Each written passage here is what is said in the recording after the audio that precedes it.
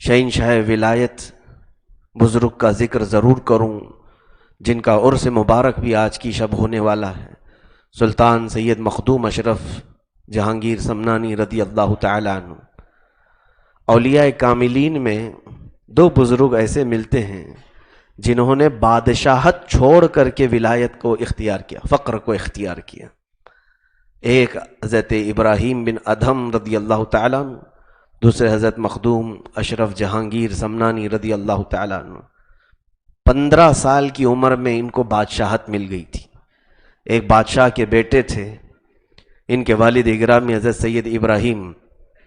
15 سال کی عمر میں بادشاہت کے منصب پر آپ کو بٹھایا گیا۔ 10 سال آپ نے حکومت بھی کی۔ ایسے عدل اور مولا تعالیٰ کی معرفت کی طرف دل لگنے لگا، اور کچھ دنیا سے کنارہ کشی کی خواہشیں پیدا ہونے لگیں۔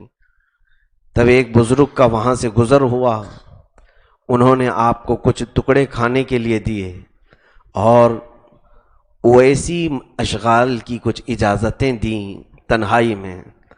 اس کے بعد حضرت مخدوم اشرف سمنانی کا حال یہ تھا کہ 25 سال کی عمر میں پوری بادشاہت کو ترک کر دیا جو شاہانہ کر و فر تھا۔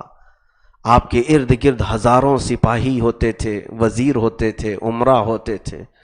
سلطنت کا جو ٹھاٹ باٹ ہوتا ہے اسے چھوڑنا ہر انسان کے بس کی بات نہیں۔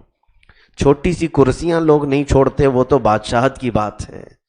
مرنے تک بھی سیاست کی ہوس لوگوں سے جاتی نہیں ہے۔ یہ منصب جس کو حب جاہ کہا جاتا ہے، اولیاء کاملین فرماتی یہ زہر ہے انسان کے لیے، زہر ہے۔ بعض لوگ صرف اس لیے کرسیاں حاصل کرتے ہیں تاکہ وہ اپنے نفس کو خوش کر سکیں، باقی ان کا نفع کچھ بھی نہیں ہوتا ہے۔ دیکھتے نہیں آپ لاکھوں کروڑوں کی لاگت میں الیکشن میں پیسے خرچ کر کے کرسیاں جماتے ہیں، پتہ نہیں اتنا ان کو حاصل ہوتا ہے کہ نہیں ہوتا۔ لیکن بعض منصب ایسے ہوتے ہیں محض اپنی خواہشات کو پوری کرنے کے لیے۔ میرے عزیزو، یہ حب جاہ، حب منصب، یہ بہت بڑا زہر ہے، اسے چھوڑنا بہت مشکل ہوتا ہے۔ یہی چیز میں دکھانا چاہتا ہوں کہ مخدوم اشرف سمنانی کوئی ایک محلے کی کرسی چھوڑ کر نہیں آ رہے تھے، ایک بڑی بادشاہت سلطنت سمنان کی آپ نے کرسی کو ترک کیا، اور جب نکلنے لگے تو ان کی ماں نے یہ کہا کہ بیٹا ساتھ میں کچھ وزیروں اور سپاہیوں کو لے جاؤ، لوگ کیا کہیں گے، 10 سال کا بادشاہ ایسے ہی جا رہا ہے۔ انہوں نے اپنی ماں کی بات رکھتے ہوئے کچھ وزیروں اور سپاہیوں کو آدھے راستے تک بلایا، اور اس کے بعد اپنے اوپر پہنا ہوا جبہ بھی اتار کر کے دے دیا۔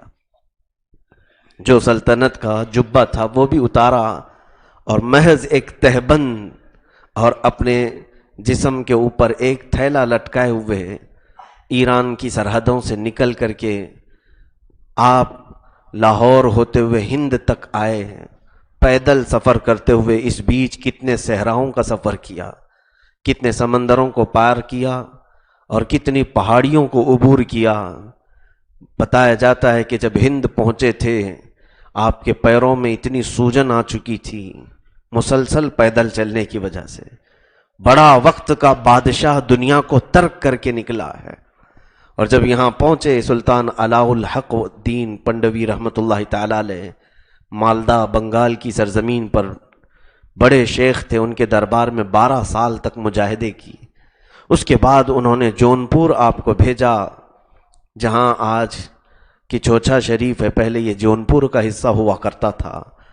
یہاں پر آپ نے اپنی خانقاہ بنائی اور کشف و کرامات کے دریا بہائے ہیں۔ اللہ رب العزت نے پھر زبان میں وہ تاثیر عطا فرمائی، وہ تاثیر عطا فرمائی کہ جو کہہ دیں وہ ہو جاتا تھا، جو کہہ دیں وہ ہو جاتا تھا۔ آپ کے زمانے میں ایک چراغ ہند نام سے ایک بڑے بزرگ تھے، اسی ہم عصر آپ کے بزرگ تھے۔ ایک چھوٹی سی بات میں آپ کو بتا دوں کہ حضرت مولانا کبیر الدین رحمۃ اللہ علیہ ہیں، اس زمانے میں یہ تقریباً جوان تھے، اور ان کو خواب میں ایک بزرگ کی شکل نظر آئی۔ انہوں نے سوچا کہ میں ان سے بیعت کر لوں، مولانا کبیر الدین۔ تو اس زمانے میں اگر کوئی مشہور تھے تو چراغ ہند رحمۃ اللہ علیہ، ان کے پاس گئے تو دیکھا خواب میں یہ تصویر نہیں نظر آئی تھی، کوئی اور صورت تھی۔ بہرحال ان کی خانقاہ میں رہے، اپنے شاگردوں کے ساتھ مولانا کبیر الدین، پھر وہاں سے حضرت مخدوم اشرف سمنانی رحمۃ اللہ علیہ کا گزر ہو رہا تھا، ملاقات کے لیے آئے تو دیکھا یہی وہ صورت ہے جو مجھے خواب میں نظر آئی تھی۔ حضرت مخدوم اشرف سمنانی کے ہاتھ پر بیعت کر لیا۔ سنیے، بیعت کرنے کے بعد حضرت مخدوم اشرف سمنانی رحمۃ اللہ علیہ نے مولانا کبیر الدین کو اپنے ساتھ رکھ لیا۔ ادھر جو بزرگ تھے چراغ ہند، ان کو تھوڑا سا تعصب ہو گیا کہ مجھ سے مرید ہونے آیا تھا اور پھر اس فقیر کے پاس چلا گیا۔ یہ انسانی تقاضے کے اعتبار سے اولیاء کے درمیان اگر کوئی بات ہوئی ہے تو ہم اس کو تقاضۂ بشریت کہہ سکتے ہیں۔ ان کو تھوڑا سا دل میں تعصب آیا اس طور پر کہ یہ ہمارے پاس آیا ہوا شخص ادھر چلا گیا۔ زبان سے یہ نکلا کہ کبیر الدین آیا تھا مجھ سے مرید ہونے کے لیے اور گیا اشرف سمنانی کے پاس، تو دیکھنا کہ وہ جوانی میں ہی مر جائے گا، جوانی میں ہی مر جائے گا۔ یہ بات پہنچی مخدوم اشرف سمنانی رحمۃ اللہ علیہ کو، آپ کو بھی قلق ہوا۔ اپنے مرید کبیر الدین کو دیکھا، انہوں نے بھی سن لیا کہ حضرت چراغ ہند کی زبان سے نکلا ہے کہ جوانی میں مر جائے گا۔ تو حضرت مخدوم اشرف سمنانی رحمۃ اللہ تعالی علیہ نے ان کو مجاہدے اور ریاضات میں بٹھایا اور کہا نہیں، تم رسول اللہ کی آل سے وابستہ ہو۔ مخدوم اشرف سمنانی رضی اللہ تعالیٰ عنہ آل رسول تھے، آل سے وابستہ ہو۔ تمہارے متعلق چراغ ہند نے جو کہا تم کیا کہتے ہو؟ تو کبیر الدین صاحب نے کہا کہ حضور میں کیا کہوں، جو جملہ انہوں نے میرے لیے کہا ہے اس کو پلٹا دیجیے آپ، بس میری اتنی خواہش ہے۔ مخدوم اشرف سمنانی رحمۃ اللہ علیہ نے فرمایا جو تمہارے لیے انہوں نے کہا وہ ان کے لیے ہے، لیکن تو بوڑھا ہو کے مرے گا، تو بوڑھا ہو کر کے مرے گا۔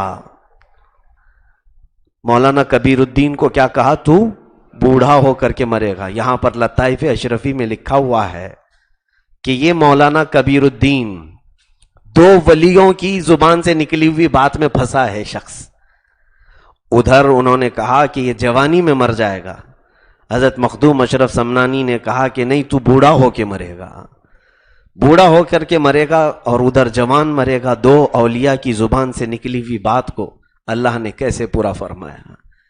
لطائف اشرفی میں یہ لکھا ہے کہ 25 سال کی عمر میں مولانا کبیر الدین کی کمر جھک گئی تھی، پورے بال سفید ہو گئے تھے، دانت جھڑ چکے تھے، اور جیسے ایک 90 سال کا بوڑھا ہوتا ہے ان کی وہ حالت 25 سال کی عمر میں ہو گئی تھی، یعنی پورے بوڑھے، مکمل بڑھاپا آ چکا تھا، اور 25 سال کی عمر میں ہی آپ کا انتقال ہوا۔ اس ولی نے جو کہا جوانی میں جاؤ گے وہ بھی پورا ہوا، انہوں نے جو فرمایا نہیں تو بوڑھا ہو کے مرے گا، اللہ نے وہ بھی پورا فرمایا۔ لیکن ایک اور بات ہے کہ لکھا ہے چراغ ہند رحمۃ اللہ علیہ یہ مولانا کبیر الدین سے 5 سال پہلے ہی انتقال کر چکے تھے۔ جو جوانی میں انتقال کی بات ان کی آئی تھی ان کے لیے، تو یہ سلطان مخدوم اشرف سمنانی جنہوں نے دنیا ترک کیا، سلطنت کو ختم کیا اور فقر و فاقہ کو اختیار کیا، اللہ نے پھر ان کی